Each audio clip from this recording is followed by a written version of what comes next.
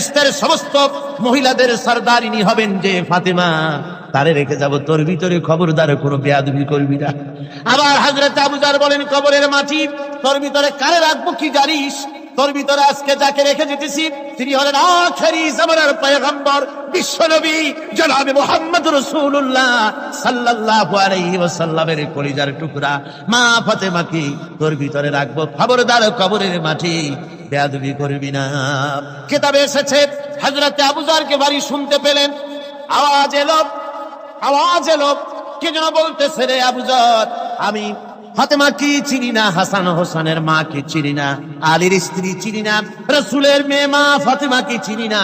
আমল যদি ভালো হয় আমার ভিতরে, আমল ভালো নিয়ে যে আসবে শান্তিতে থাকবে, আর আমল যদি খারাপ হয় আমার ভিতরে, তার অবস্থা চূড়ান্ত হয়ে যাবে।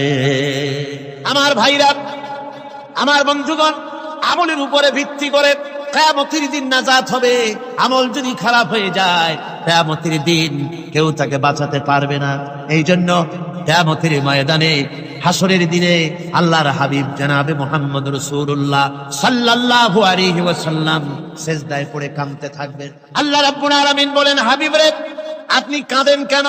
আজকে তো আপনার কাঁদার দিন না, আমি আপনাকে মাকামে মাহমুদ দান করেছি, আমি আপনাকে কাউসার দান করেছি, আপনার আজকে সম্মানের দিন, মর্যাদার দিন, কাঁদেন কেন? আল্লাহর হাবিব বলবেন, রব্বুল আলামিন, মাকামে মাহমুদ পেয়েছি, কাউসার পেয়েছি, কান্দি এই জন্য আমি দেখতে পাচ্ছি আবার সামনে দিয়া ফেরেশতারা আমার উম্মতগুলি জাহান্নামের দিকে নিয়ে যায়।